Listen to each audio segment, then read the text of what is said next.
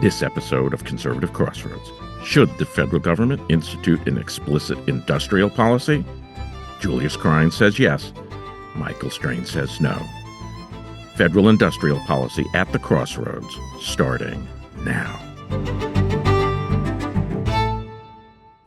Welcome back to Conservative Crossroads, the podcast where conservatives lean into their differences rather than deny them. I'm Henry Olsen, Senior Fellow at the Ethics and Public Policy Center, and your host for today. This week's topic, should the federal government adopt an explicit industrial policy? Arguing in the affirmative is Julius Krein, editor of American Affairs magazine, and arguing against it is Michael Strain, Director of Economic Policy Studies at the American Enterprise Institute.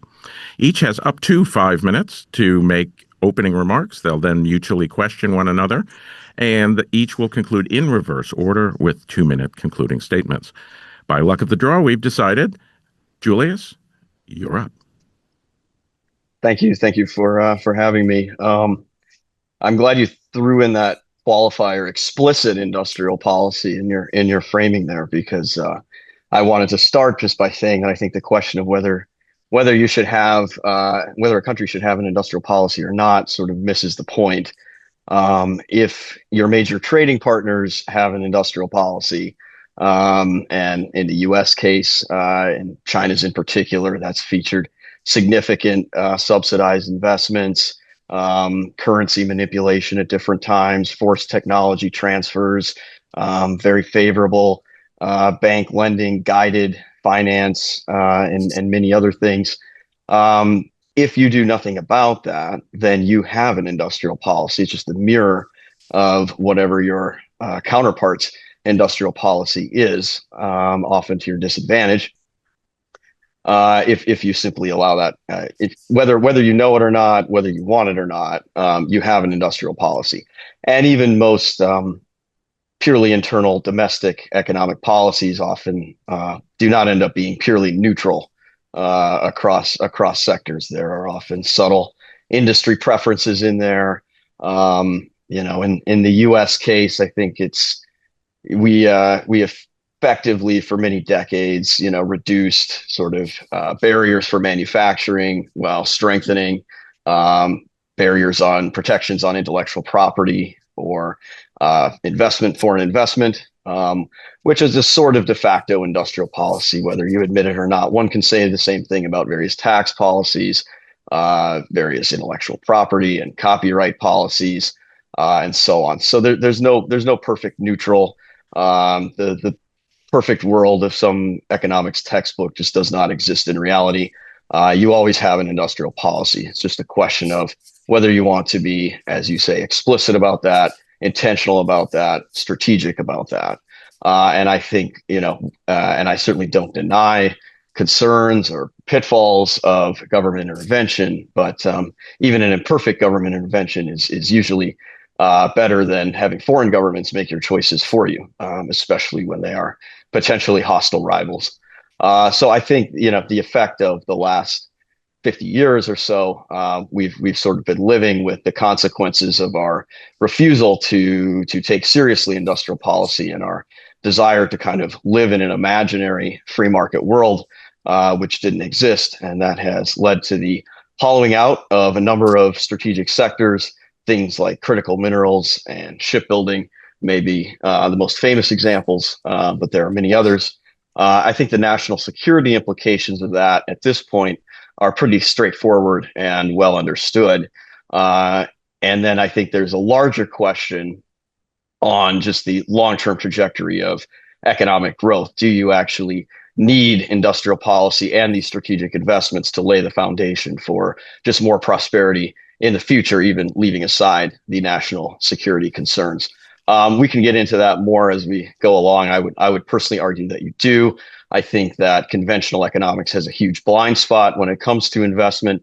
Economic theory says companies will invest whenever the rate of return exceeds the cost of capital, and they're driven by profit maximization.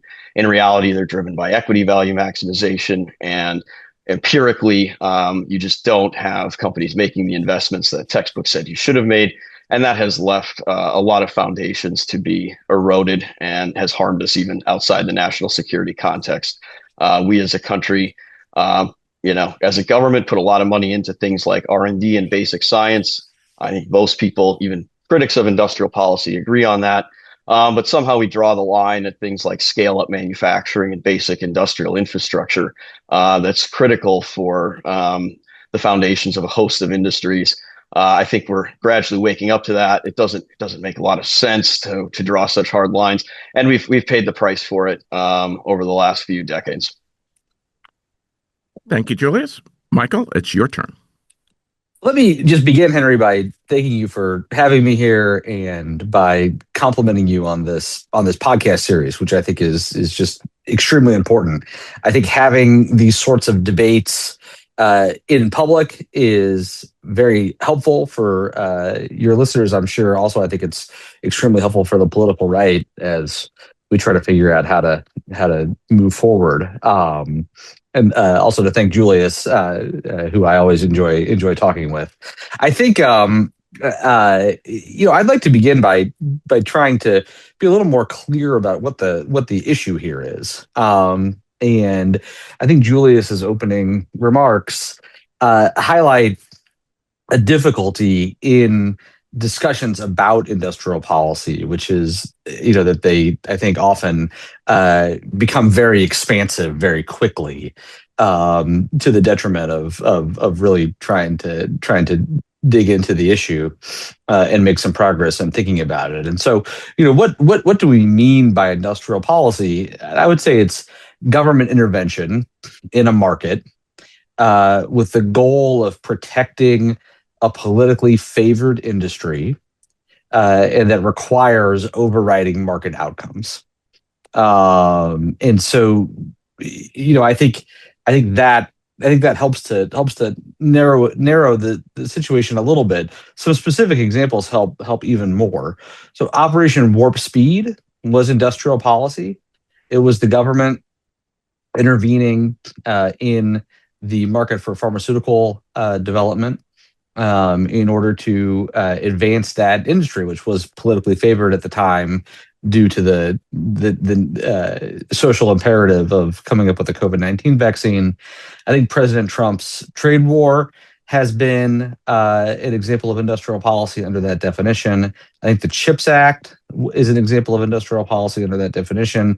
The Inflation Reduction Act is an example of industrial policy under that definition. And I think the entire DARPA program is an example of industrial policy under that definition. I think what I would argue is that industrial policy is almost always bad.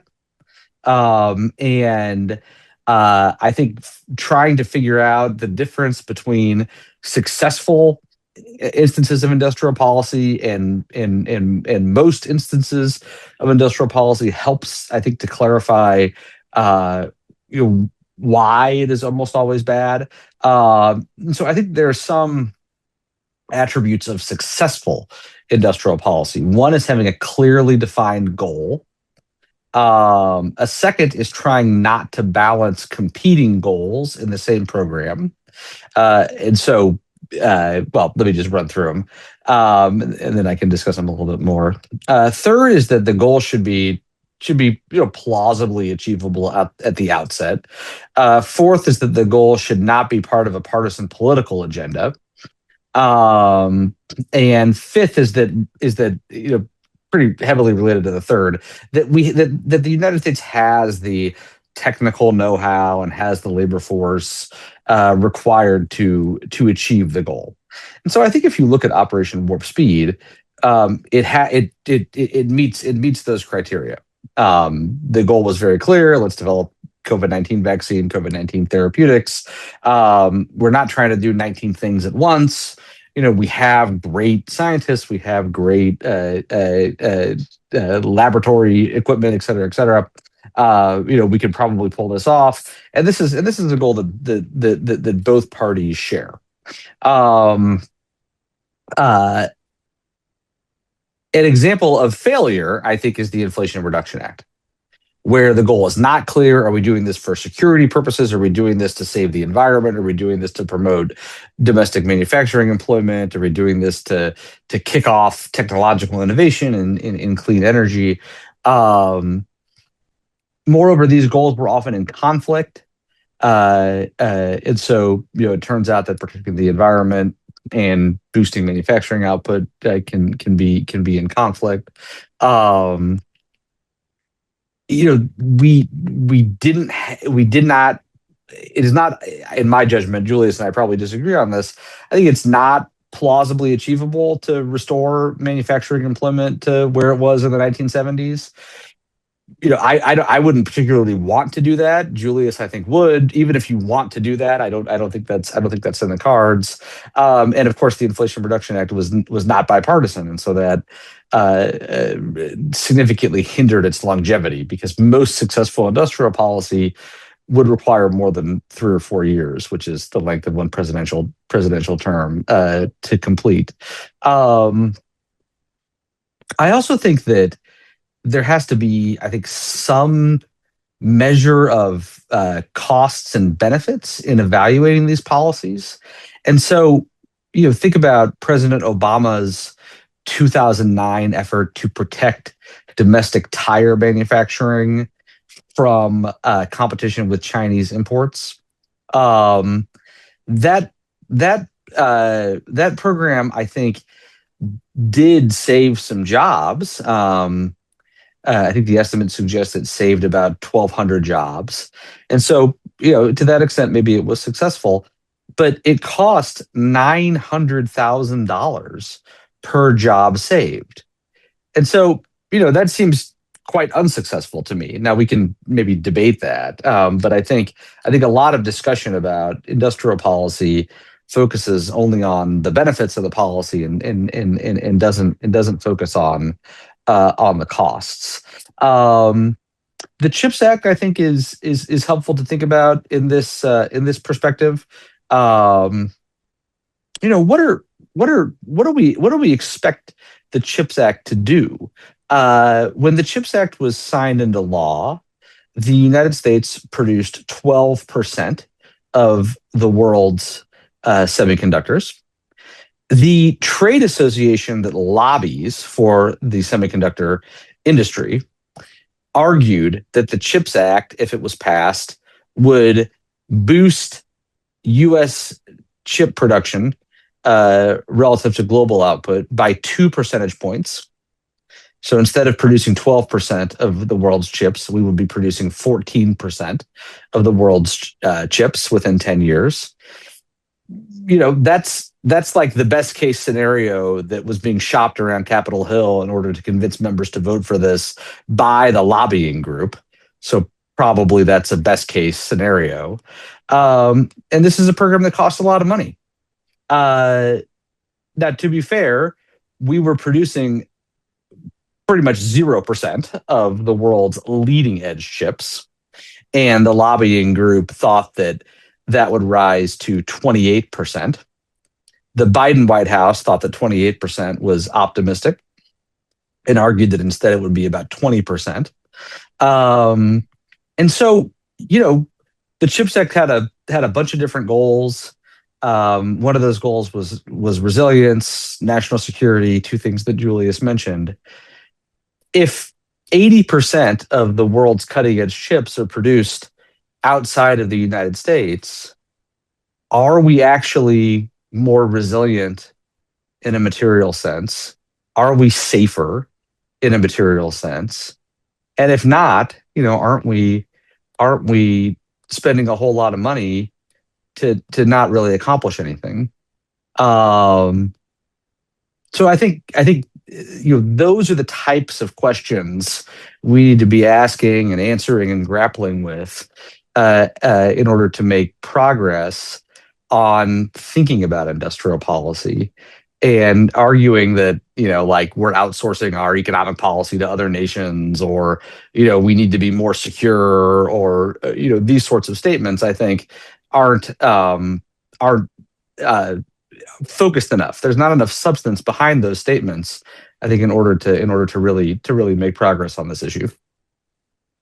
Okay, well, gentlemen, you are experts in this field. You don't need me to guide this discussion. Who wants to kick it off? I think since I probably dramatically exceeded my 5 minutes, it's only fair. You were a little bit over 5 minutes. That was correct. Now, in fairness to me, I did say let's dispense with opening statements. It's all a ruse. No, I actually, this may not be too much of a debate. And I'm very happy with how much progress we made here. My question for Michael was actually going to be, instead of having these ideological debates about industrial policy, good or bad, why don't we have serious, concrete debates about specific policies, their pluses, minuses? And I think, more sort of libertarian-minded people could actually make great contributions to this by pointing out unintended consequences and actually making the policies better, rather than just saying every government intervention is terrible and every industrial policy is a failure. It wasn't too long ago we were still doing that, but this is great. I don't get to say that I win these policy debates very often, but I think my side has won this one. We're definitely doing industrial policy now. Even the World Bank came out and said that industrial policy is a valid thing to consider a few days ago. I was shocked by that. Yeah, I was too. But I was shocked in a bad way. I felt bad about it. It was a negative shock. I haven't read the report yet fully. I just saw the news story about it, so I will withhold judgment. But you'll be happy. Nevertheless, after the 1990, the suppression of the Asian growth model stories in 1991, I know a lot of people who have real dogs in that fight, and I'm sure they'll be really happy. Yeah, look, I have actually always been very clear that I don't think industrial policy should be a jobs program. If you run it as a jobs program, I think the record is pretty clear that it will fail. It has to be driven by productivity and competitiveness. If you are successful, you will create jobs, you will create higher wages, standards of living adjacent to those jobs, and so on. But I think it would be a mistake to measure or run industrial policy solely in terms of increasing employment numbers. I certainly agree on, this is a cost benefit thing. That's what the political system exists to do. We need to bring these discussions. Wouldn't it be nice if American political discourse would be driven by whether a given industrial policy makes sense or not, rather than some of the other debates that seem to be dominating my Twitter feed lately. The stuff about partisan and nonpartisan political agenda, that's certainly, I think everyone has learned that lesson, or hopefully everyone has learned that lesson at this point. Obviously, I think, the national security, defense, industrial base driven stuff is less partisan. And I'm perfectly content to start with that. I think at this point, with so many critical manufacturing functions lost, restoring that defense industrial base ends up being pretty expansive anyway, because you get into various chemical synthesis and machine tools and robotics and a lot of dual use things. But nevertheless, keeping a national security lens on that, I think, is a perfectly sound political approach. I have we can go into all these things individually if we want to. American Affairs published, I think, the most comprehensive history of Operation Warp Speed. I think is really interesting there. The only thing I would add is that it wasn't about the research and development, strictly speaking. It's about actually scaling up this production to meet a massive influx of demand and the actual manufacturing, storage, transportation. Chips, I wrote a pretty critical piece about chips actually when it passed. I certainly don't think it's perfect. It's a sort of stopgap measure. We're going to get some fabs out of it. It was probably important in allowing us to build up some capabilities, basically do some technology transfer with Korea and Taiwan that we wouldn't have otherwise done. But there are many ways in which I think it's an imperfect and not especially efficient piece of legislation. Hopefully we can do better in the future. But anyway, that you answered my question in your opening statement, so you can take it where you will. But I think anything we can do going forward let's talk about specific policy proposals, evaluate them. No, I at least never have. I don't know anyone serious who said industrial policy always works. Everyone acknowledges there are risks and dangers. The more we can vet those things, the better, and the less ideological we can be, the better. So let me just quickly concede the point. I didn't on Operation Warp Speed. I did not intend to leave out the manufacturing component and the transportation and distribution components of that. In fact, it was a example, I think, of using the Defense Production Act in a very intelligent and deliberate way.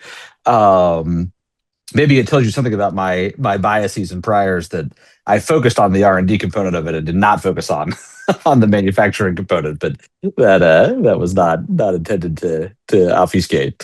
I think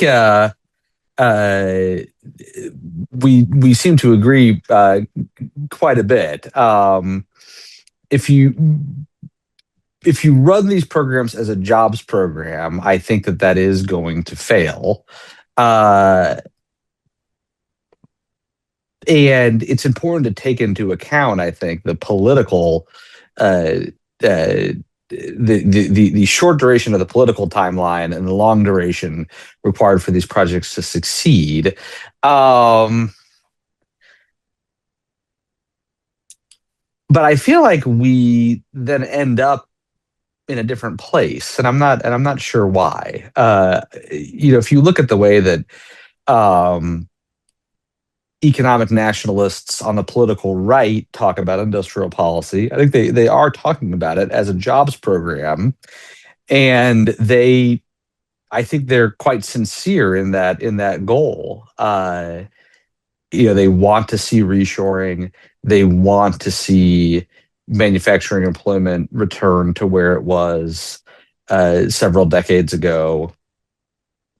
They want people to work in manufacturing, in the manufacturing sector, and not to work in the services sector, at least to a greater degree than is currently the case. That is also, I think, true. It has been true for much longer historically on the political left. And so the way that President Trump talks about industrial policy, the way that President Biden talked about industrial policy, were pretty similar. I think, to flesh out more of this point about the political timeline, this transforming the U.S. economy takes longer than 4 years, and even if the goals are the same, in many cases, the kind of accoutrements around those goals often differ quite a bit from party to party, and you see that reality, I think, hobbling the success of the programs that have been tried. And so I wonder, Julius, why, if we agree on those 2 points, what in your view is the source of our disagreement? Where I think I have a very negative knee-jerk reaction to industrial policy, and you, I think, have a more favorable reaction to industrial policy. I couldn't possibly begin to fathom the depths of your subconscious. But I think you think it's rooted in my childhood. I had a teacher in elementary school who was too into central planning. I think there probably is a generational issue on some of this. Not that you're that old, but I think Henry promised me there would be no ad hominem. We've seen, I think just a lot of, there's a kind of boomer Republican aversion to this kind of stuff for various reasons. And people associate industrial policy with like Soviet command and control style things. Whereas I think, for my generation and younger, you have had a much different set of formative experiences. Your big childhood memory might be the financial crisis rather than the fall of the Soviet Union, and you maybe take a more skeptical view, even if you're someone as I did who worked in the financial industry as my day job for 10 years, of the efficiency of financial market participants' capital allocation strategies. That being said, I mean, I think there does remain on the question of of jobs, and a lot of politicians on both sides do sort of mix industrial policy and jobs program kind of interchangeably. And I certainly again, like there, if we say revitalize some domestic shipbuilding, and it doesn't mean that the U.S. is going to all of a sudden take 70% share of global shipbuilding. But just the submarine industrial base alone, the expectation is to create 100,000 jobs just for submarines. And then you get into a lot of shipbuilding. The reason I think that China and Korea and others subsidize this sector so much, it's a terrible business, which is why Wall Street doesn't want to invest in it on its own. It's pro-cyclical, it's capital intensive. Everything is every on paper investment dynamic is bad, but it supports an entire ecosystem of machine tools, castings and forgings, other key industrial components that are useful across the defense industrial base and the industrial base writ large. So you start adding that in, you're at several 100,000 jobs just with that. Now, is that anywhere close to manufacturing percentage employment in the 1970s? No, but it's a significant increase from a baseline of a very low baseline of today. So that's the argument I make, and it's worked for me.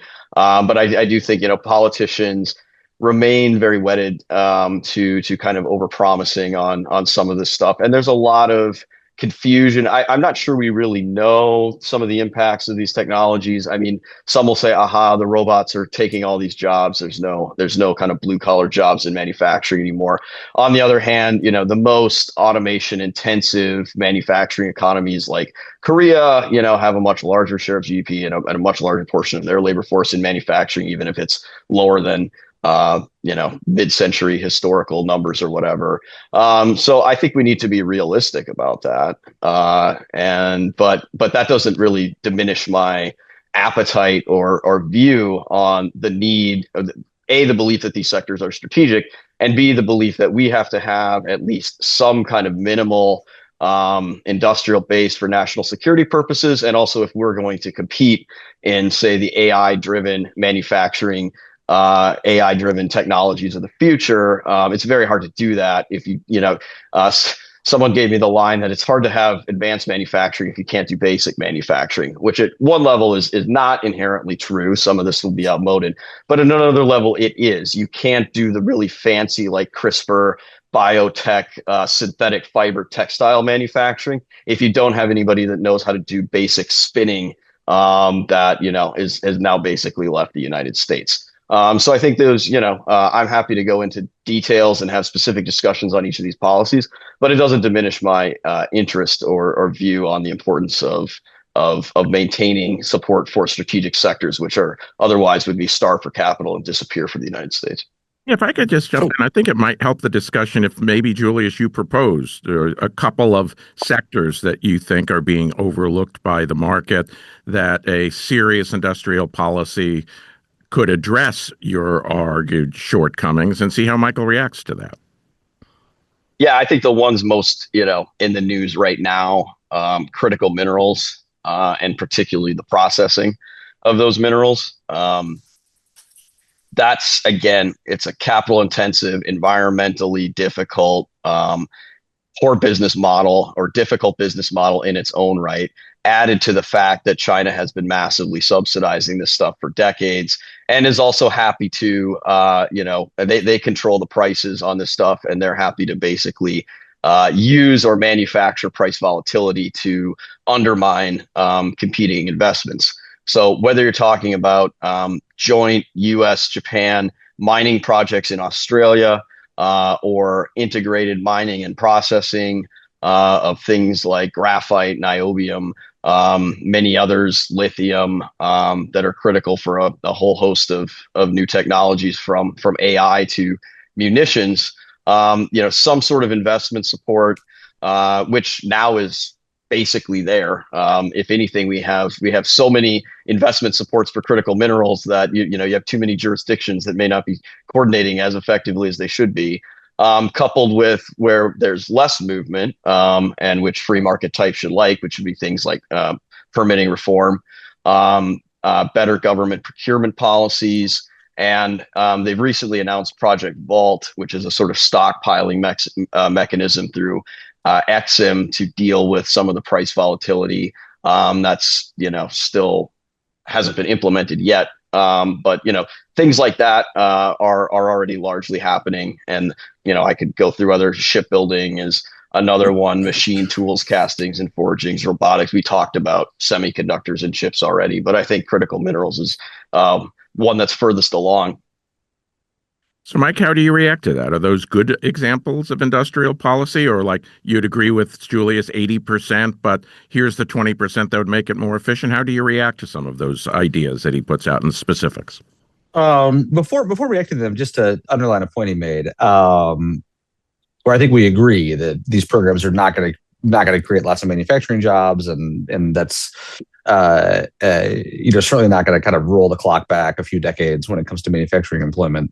The example Julius gave of shipbuilding, maybe this adds 100,000 new jobs. That would be around a 1% increase in manufacturing employment. So I think that specific calculation might help Henry, your listeners, to put this in context. It's just not going to, even if that worked out that well, it would not really move the needle on total manufacturing employment in any way that would show up clearly in the data or that would affect people's experience of the economy. I think maybe one place where we disagree. I mean, I want to generally agree with the argument that national security concerns are a valid reason for the government to enact an industrial policy. I think you would have to be a pretty dogmatic libertarian not to agree with that general statement. But I feel like a lot of these conversations about industrial policy, kind of proceed to the point where somebody invokes national security, and then all the economists kind of raise their hands and say, okay, we surrender, we're in agreement. I want to avoid that. And so I think perhaps one kind of core disagreement that Julius and I have, I'm not sure if this is true or not, but perhaps it is that, I think we should be largely indifferent between importing national security related goods from strong allies and making them here at home. And so I think if, we are importing rare earths from Australia, we should feel, basically as good about that as we would if we were producing them ourselves in the Southwest or in Colorado or somewhere like that. And I think a lot of industrial policy proponents disagree with that. I think they disagree with it in part because they want to create jobs, and that would be throwing in the towel on that goal. And so maybe Julius agrees with me about this, but I wonder if he doesn't. Yeah, I mean, I'm, generally in favor of working with allied countries on these issues. I mentioned a US, Japan, Australia critical mining project as a positive example.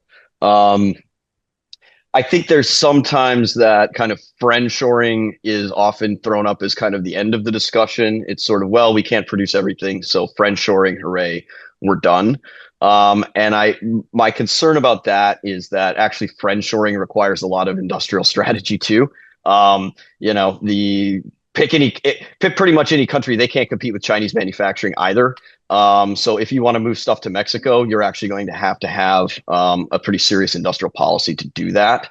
And actually, a lot of these countries, I think, frankly, the Trump administration squandered a lot of this goodwill in Europe in particular. But there was actually a lot of interest from allied countries in working on joint projects and figuring out, we really want the U.S. to get its industrial strategy in order, and then we can figure out where we can fit into that. And I think that, some of those conversations are still happening. That's still a possibility. I think from a national security perspective, there's probably, as we, those of you who follow the news on supply chains, whether during COVID or the Straits of Hormuz or whatever, shipping things from allies in a crisis can be a little bit complicated. So I kind of mentally, I'm not pretending this is anywhere near official policy or anything, but mentally have kind of a three-tiered structure for that. Whereas I think it's useful for the U.S. to have some market share, so we have capabilities in, say, producing vaccines or processing rare earth. That market share might be very low, might be 5% or lower, but in a crisis we wouldn't be completely without those sectors or without those expertise. And then there's sort of another level where you're comfortable importing from allies and allied supply chains. And then there's another set of goods where you don't care if you import them from China because they're not strategic or whatever. At least that's the kind of, so I would be, I think we should do as much as we can with allied supply chains and joint industrial policy projects. But I wouldn't want that to substitute for any kind of policy whatsoever in the U.S. Okay, so we agree that these programs are not going to create lots of jobs. We agree that. And I do want to say, I mean, 1% is a lot of jobs, and I've never if you add in all the extra stuff, you get to say 400,000 jobs. That's 4% just in shipbuilding, and you get to 10-15% total. That's a lot. That makes a huge difference, particularly in some regions. But that wouldn't come close to bringing manufacturing employment as back to where it was in the 70s. But people would definitely notice it.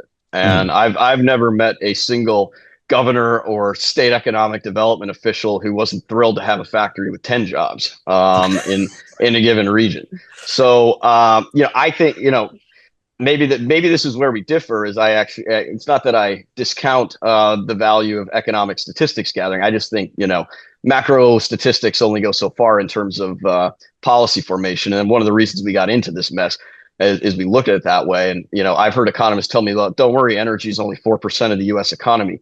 Yeah, but without that 4%, everything shuts down. So I think, if we increase manufacturing by between 5 and 10%, people are going to notice that. I think that's a huge success. Okay, but it sounds like we agree that it's we're not going back to 1965. Yeah. We're not going back to 1965 or anything close to that. And we're not talking about, tripling the number of manufacturing jobs or anything like that.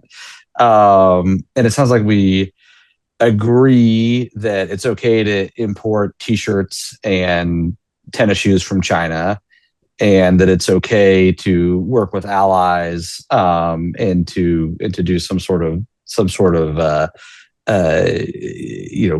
of multinational. To have a multinational approach to some goods that have security components and that affect national security or that affect critical things like health or things of that nature. I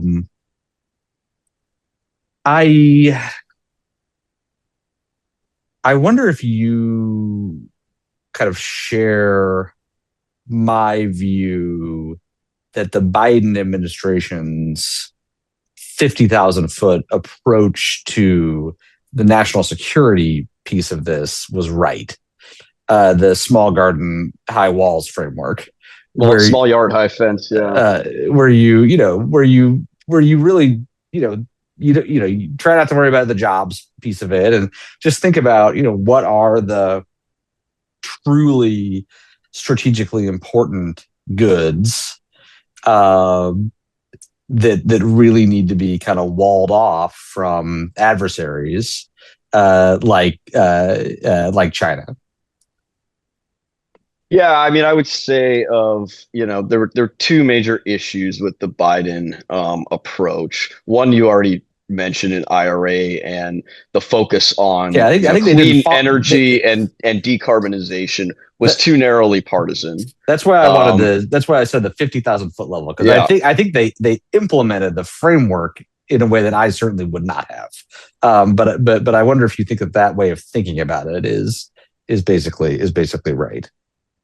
yeah, I feel like the small yard high fence framework was sort of that's what worked at the time. And again, these debates have evolved quite a bit from if you mentioned the word industrial policy 10 years ago, people would throw things at you to, by the Biden era, it was, well, we're going to do industrial policy, but, only for these very narrowly defined national security topics. And hey, the Semiconductor Industry Association's a powerful lobby. We got some backup there. We could do that. To where I think now my sense is a lot of this was governed by the kind of political dynamics, and I think now we've kind of progressed past that.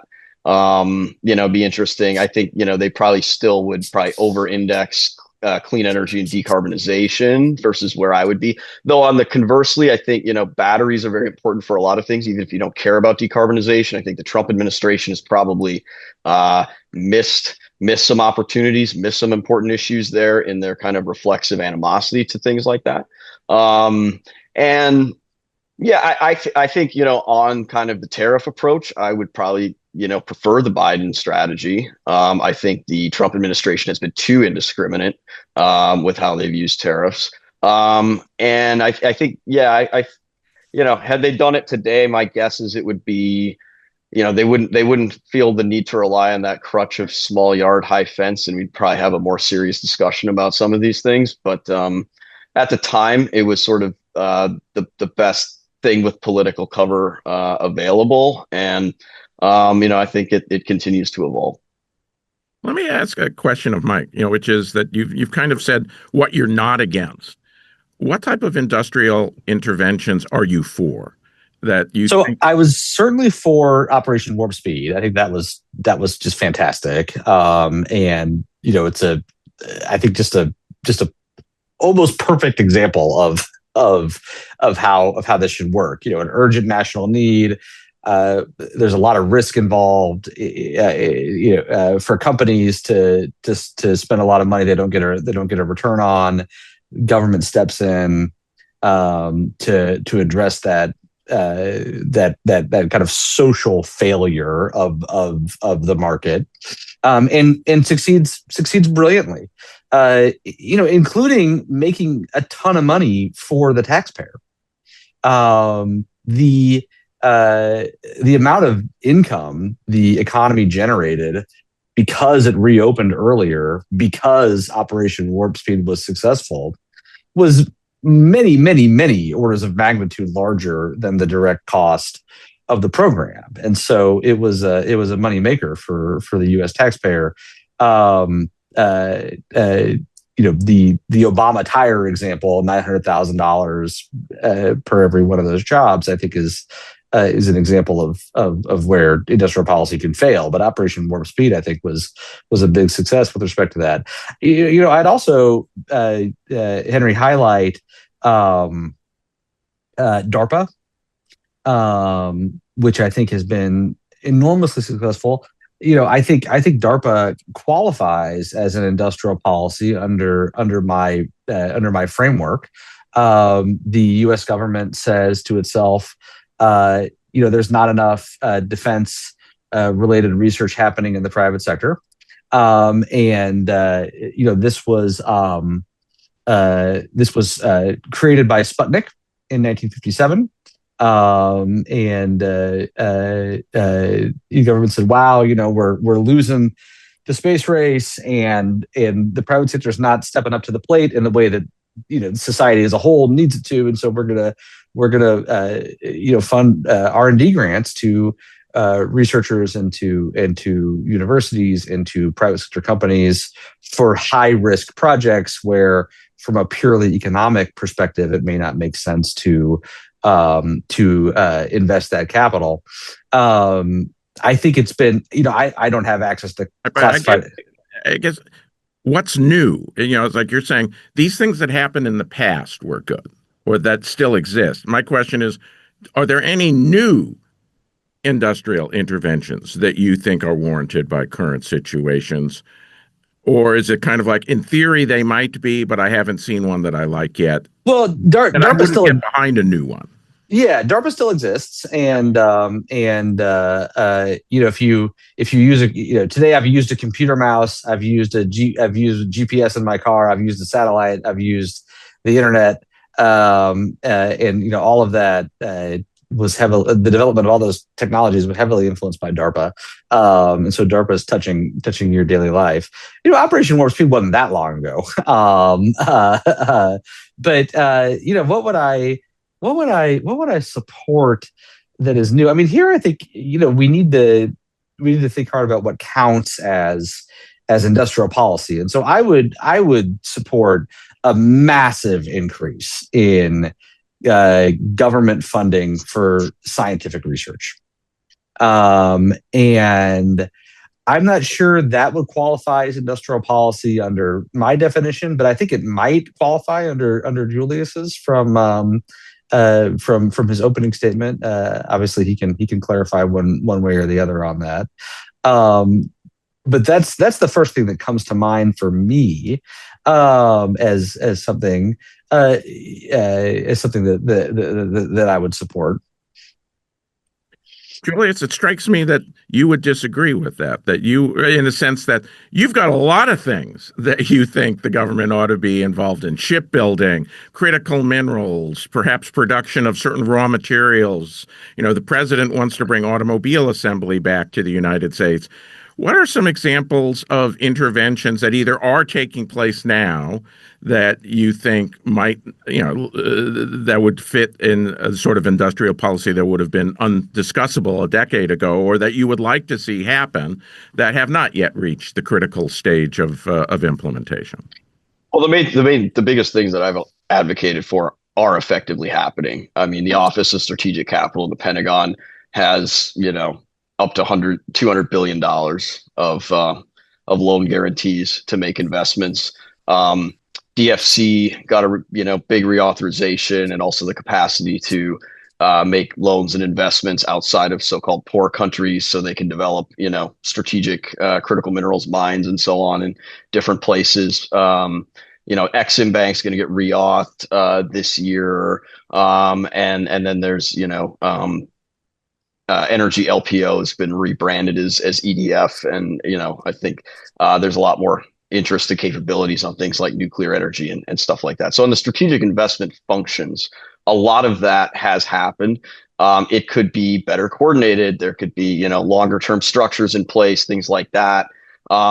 We need to do better supply chain mapping, which really doesn't cost very much, and it's unclear why the U.S. is so bad at it. But understanding exactly where the gaps are, at least in our defense supply chains, if not critical commercial supply chains, both to help better guide those investments.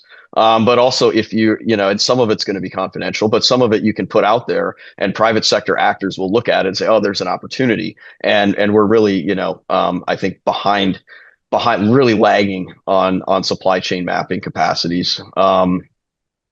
The shipbuilding is, we talked about that. There's a SHIPS Act, before Congress, different pieces there. I think, again, some of this stuff, doesn't typically count as industrial policy, but things like permitting reform is more important for, say, a manufacturing industry or a biotech production facility than it would be for a consultancy or a software company. On scientific research, love scientific research. I think the issue is, when the U.S. designed its scientific research apparatus, this was after or during and after World War II. We were the undisputed king of manufacturing in the world. Vannevar Bush and others basically took that completely for granted.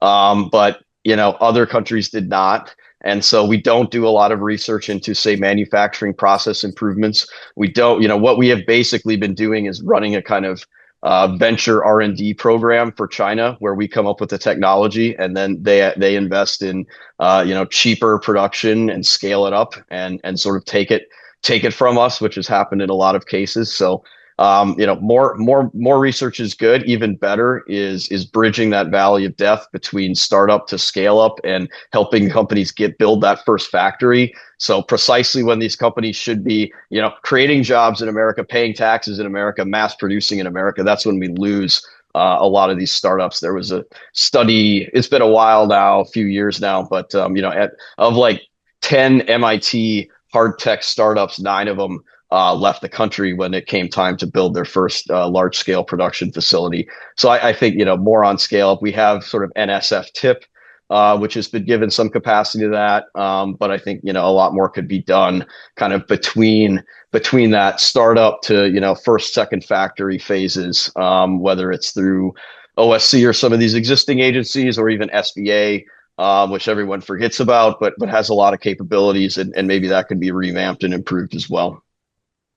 So let me just toss it over to you, Mike. Sounds to me like one of your big differences might be that Julius is very comfortable using government to subsidize and direct funding and support to actually making things or digging things or something on the non-research side, and you are leery of that. You're fine that DARPA sends out and you get a lot of ideas, but then somebody else takes it and commercializes it without the government necessarily directing or subsidizing. Am I being unfair?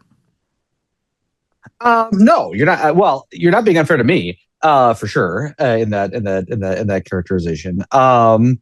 I'm not, I am not totally sure how much Julius and I are differing based on his response to your last question. I mean, I'm perfectly comfortable with the government providing favorable financing or helping to provide favorable financing to certain sectors of the economy that have national security implications. I would be very happy to see government funding, even direct government funding for nuclear energy research and for ways to expand energy R&D. Maybe one place where we differ. I do not like the government taking an ownership stake in private companies. And I'm not sure why we need to be, for example, the U.S. government needs to be the largest shareholder in Intel, or why the U.S. government needs to be a large shareholder in MP Minerals. I think we can do a lot. We can have a lot of the same positive benefits by providing favorable financing, or by providing subsidies, or by providing special tax rates, or all those sorts of things, which may or may not be a good idea. But if I think the goals that a lot of people have that are advanced by ownership would also be advanced by more traditional public policies, and I'm not sure I get why it makes sense to take ownership stakes in these companies. Yeah, I think those all have to be evaluated on sort of a case by case basis. I think, at least for me, the most compelling argument against equity ownership for government is you give the government a vested interest in it's anti-competitive. You give the government a vested interest in the success of one particular company for essentially forever, and that could create some bad incentives where people are inclined to throw good money after bad, or suppress rivals, or whatever. I think those are very real concerns. On the other hand, what's funny about this, or at least paradoxical to me, is that a lot of the desire for equity ownership has been driven by the people in the White House with the most private sector experience, or people who were billionaire investors before coming in, and they see it as kind of a fairness for the taxpayer issue. Government's putting up all this money, we should share in the upside. And then the case of Intel, I actually think is a little bit different because, I mean, Intel, leaving aside all the bad decisions that they made to get to this point, but they're essentially two businesses.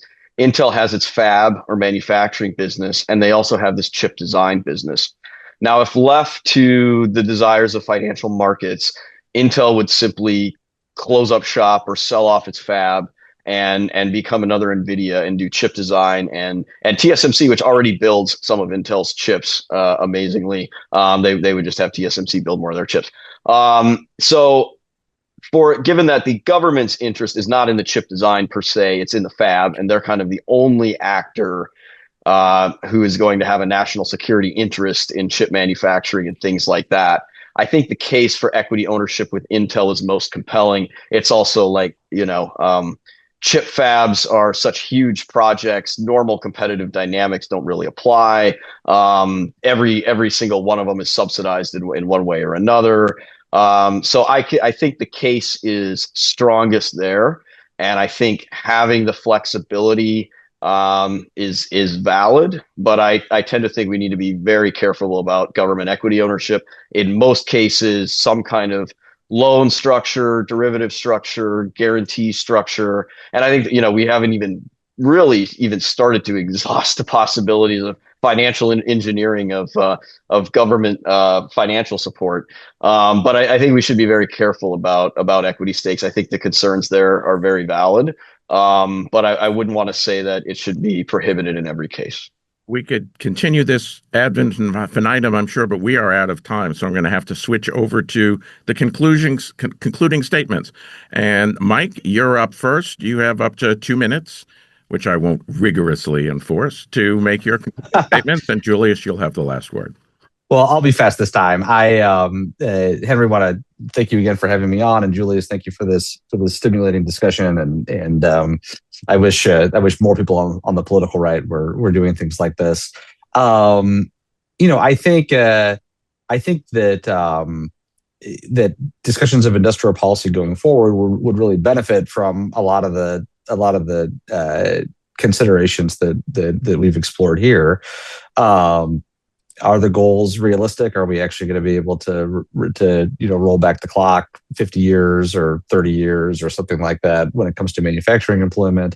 Are there ways of advancing the goals of a particular industrial policy that leave U.S. taxpayers more or less exposed to risks?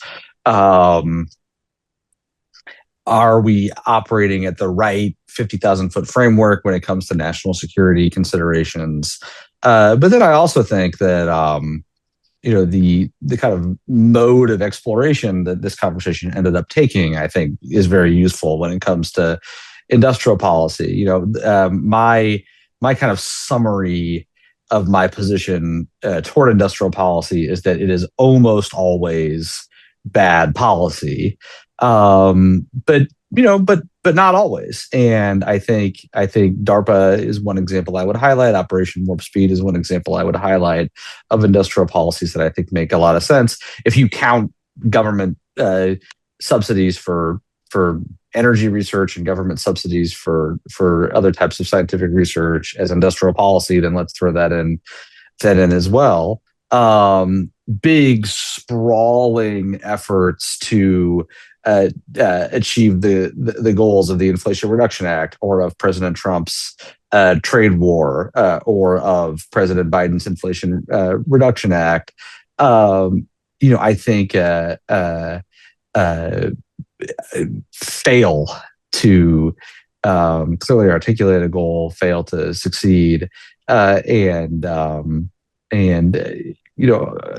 emphasis on costs and benefits. There is no money tree, and pointing to 1,200 tire manufacturing jobs saved, as President Obama did in his first term, is only half the story. And you have to ask yourself, what are taxpayers actually on the hook for? And so I think thinking about this on a kind of case by case basis, looking at the particulars, and then trying to make judgments about the efficacy of a policy, as Julius and I have been doing, I think really is a particularly helpful way to think about industrial policy. Julius, last word with you. Yeah, thank you. I think it was in October or November last year. I did another one of these. It wasn't a podcast; it was in person, but industrial policy discussion.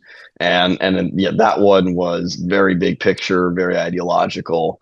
And I think in 4 months, we've come a long way to get much more concrete into specific policies, specific projects, what works, what doesn't. I'm very encouraged by that, and I also think one of the reasons we have, or I think you're more likely to get missteps where you spend a bunch of money, to save one factory or something like that, like the tire case or whatever, when you are ideologically inhibited from just having a serious discussion about industrial policy. If you have to sort of pretend that everything is just economics textbook, and we would never make any real intervention in anything, then you're pushed into these kind of very narrow things only when particular lobbies in certain electorally sensitive areas push you there. But if we can just have an honest discussion about, well, all right, this is the real world. We are in an industrial competition. Let's talk seriously. What are we actually trying to do in saving tire manufacturing? I think you're actually much less likely to have some of those investments that are subsequently held up as a failure. But regardless, I think the more concrete these discussions get, the more helpful we are. And in 4 months, if we come back, maybe we can start getting even more concrete and go through the financials of specific rare earths mines or something. And if we do that, I think it'll be a huge success. Well, thank you, Julius. Thank you, Mike. And thank you, listeners. Join me again in 2 weeks for another episode of Conservative Crossroads. The topic, the talking filibuster and the SAVE Act. Take care.